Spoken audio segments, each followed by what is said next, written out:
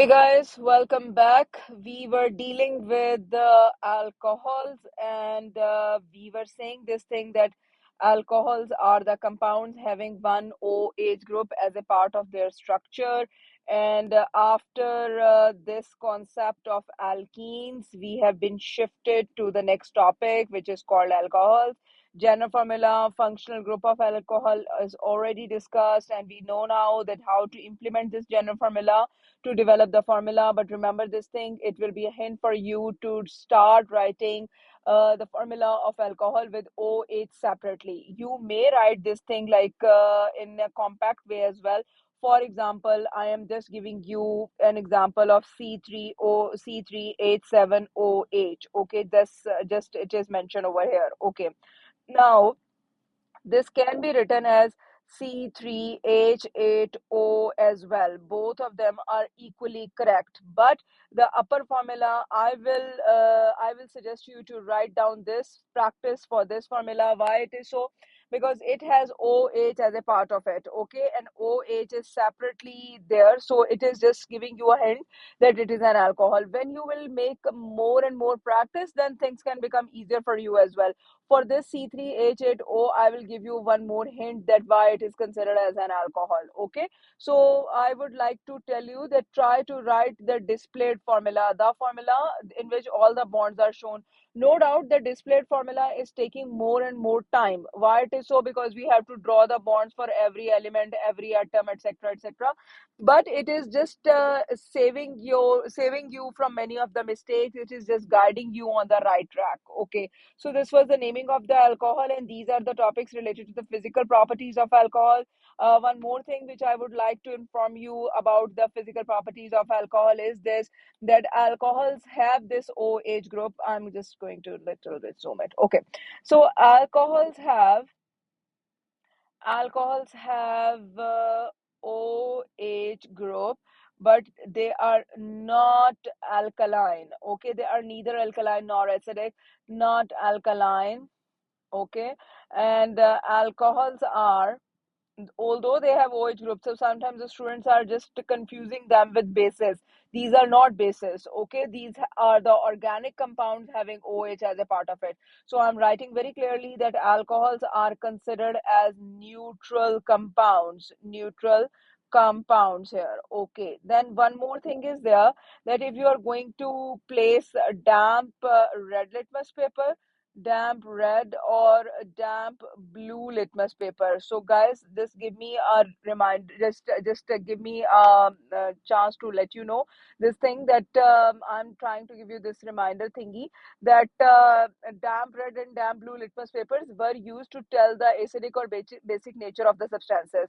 So if a substance is changing the color of damp red litmus paper to blue, it means that it is alkaline in nature, or the one which is changing the color of damp blue litmus paper to red or pink, it is considered as an acidic substance. So both of these damp blue or damp red litmus papers are not changing the color with alcohol. Okay, so let me inform you, not giving any color change, not giving any color change. Okay, so guys, this is the basic point which you should know related to alcohols. Okay, one more thing is this, that we were talking about the chemical properties of alcohol. I have mentioned about oxidation and reduction only, and one more thing is the combustion. And guys, I would like to write down the products here. For example, here I am writing the product for the oxidation, and here I am writing the product for combustion, and here I am going to write the product for reduction. Okay, by oxidation of an alcohol, we are going to make carboxylic acid or carboxylic acid. Okay, carboxylic acid. And by combustion of alcohol, we are going to get water and carbon dioxide by complete combustion. And by reduction of alcohol, we will get alkene back. Okay, so guys, This part, that reduction thingy, is not directly part of your syllabus for IGCSEs and for GCEs. Rather, this reduction thingy will be taught to you in AS level, but it is not that complicated, which you cannot understand. So if you will develop the basic concept right at this stage, things can become easier for you in AS level. Let me go on to the next page. I would like to tell you one more thing. In one concept, it has been informed as well that alcohols are considered as green fuel. Now let me tell you one more thing, that what is green fuel and etc.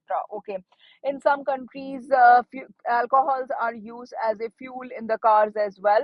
And why it is so? Because they are considered as green fuel. And why they are considered as green fuel? Guys, can you look at this general formula of the alcohol, CnH2n plus 1 OH? So as they have O already present as a part of their formula, so it means that they are going to consume lesser oxygen in them. Okay, they are going to consume lesser oxygen as they have already oxygen as a part of it. That's why they are considered as green fuel. Okay, let's compare the things so that you people may have a clear idea.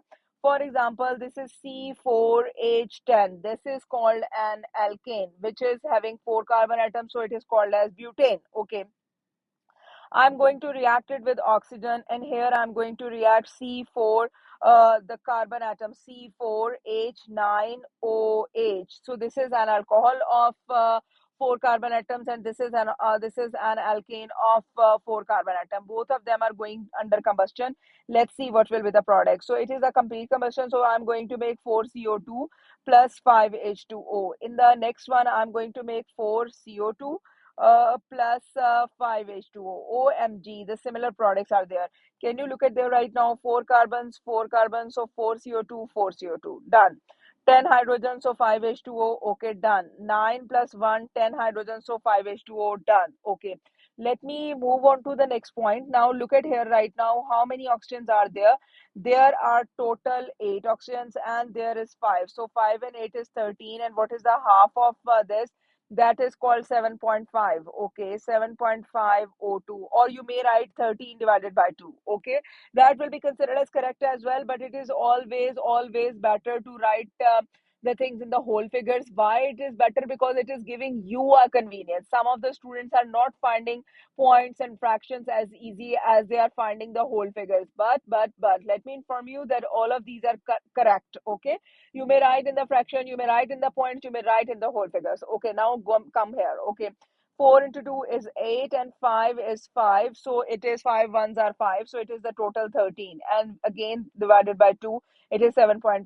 OMG. But we are not going to write this. Why it is so? Can you look at there right now? One oxygen is there already. So it means that we are going to write this as 7. Okay, so it is just consuming 7 O2, whereas the alkane is consuming 7.5 O2. Why one oxygen is lesser? Why half of oxygen molecule is lesser? What is the formula of oxygen molecule? O2. What is the formula of half oxygen molecule? So it is 1 over 2 O2. It means that one atom of oxygen. Okay, so alcohol is consuming lesser oxygen. Why it is so? Now the answer is in front of you, that as alcohol has already oxygen as a part of it, that's why it is consuming lesser volume of oxygen for complete combustion. That's why alcohol is considered as a green fuel. Okay, so this is the answer. This is the answer. Sorry, guys. This is the answer for this complete combustion and complete combustion of alcohols and complete combustion of alkanes. Okay. Now I am moving on to the next page for the next question, and that is the incomplete and complete combustion of alcohols. All right, let me move on to this. This is the complete and incomplete combustion. Let's consider this alcohol. This is C3H7OH. This is called propan-1-ol or propyl alcohol or propanol. Okay. So I am just writing this complete combustion equation. So it is 3CO2, and how many hydrogens are there? 8. So we are going to make 4H2O. So it is like 6 oxygens here and 4 here. 4 and 6 are 10. So 10 half is 5. But I'm going to write 4.5. Why it is so? Because it has one oxygen already present in it. Okay. Now, for example, if examiner is saying me that write down the incomplete combustion equation for alcohol, this alcohol, for example. Okay. I'm just taking this and I'm writing this O2 as well. So what will be the product? 3CO. I have told this thing many times before to you people as well, that whenever examiner is asking you to write down the incomplete combustion, you people should write carbon monoxide. So it is 3CO plus 4H2O. Now, how many oxygens are here? 3. How many oxygens are here? 4. And the total is 7. And our 7, the half is like 3.5. Okay. So we are going to write 3. Why? Because zero point 0.5 oxygen is, or 0.5 oxygen is already there. So these are the equations for the complete and incomplete combustion of alcohol.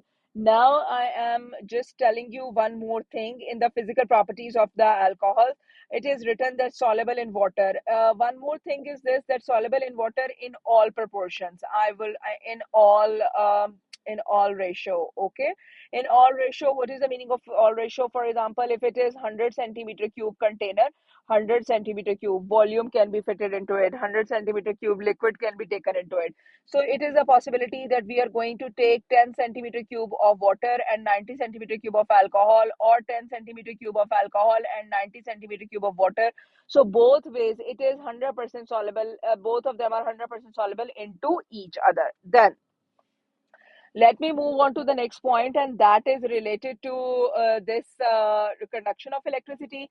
Alcohols can never conduct electricity. One of the question in the electrolysis chapter was there in the, as a past paper, it was there that they have inserted the two electrodes of different reactivity in the electric cell, that is zinc and copper probably, or some two other metals. But they are asking why it is not conducting electricity, because the electrolyte which they have taken is alcohol, whereas alcohol is not an electrolyte. So what is an electrolyte? I'm just giving you a definition as a reminder. What was the definition of an electrolyte? It is a substance. Electrolyte is a substance of an ion. It is an ionic compound. You may say it is an ionic compound either in the molten state or in the solution state, which can conduct electricity through it due to availability of delocalized ion, due to availability of mobile ions. So electrolyte is definitely a substance which can conduct electricity due to ions. It can never conduct electricity due to electrons. But in case of alcohol, whenever examiner is asking that when any covalently bonded structure is not conducting electricity, then what is the answer? That due to unavailability of delocalized electrons, they cannot conduct electricity. So this is the basic concept.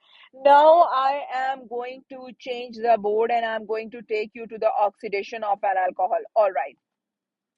So if we are going to make the oxidation reaction of an alcohol, oxidation of alcohol, guys, just let me give you a reminder that K2Cr2O7, K2Cr2O7, Cr7, you may say, keep this thing in your mind. K2Cr2O7 called potassium dichromate. Guys, Cr7 is not its name, it's just okay. So then this is another, and that is called KMnO4. What is that? It is called as potassium manganate. Okay. Now I am over here and I am just letting you know that K2Cr2O7 is called potassium dichromate. Potassium dichromate. Okay, and then it is called as potassium manganate. Okay, guys, it is really important to keep the names in your mind. Okay, so we have to take them acidified. What is the meaning of acidified? It means that nitric acid or hydrochloric acid is there to acidify these compounds. Okay, these compounds are considered as strong oxidizing agent. By the way, KMnO4 is considered as the most strongest oxidizing agent. Okay, so let me inform you that, for example, if alcohol is there and you're going to add acidified KMnO4. As a result of that, it is going to change itself into respective carboxylic acid. And what will be the color change in case of K2Cr2O7? It is going to change its color from orange to green. So what is the original color of K2CO27? It is orange. And one more thing is this, that KMnO4 is there. So what will be the color change? In this case, it is going to change the color from purple to colorless. Okay. So it is going to change the color like this. Okay. One more thing which I would like to tell you is this, that alcohols are considered as a reducing agent. They are the strong reducing agents. Okay.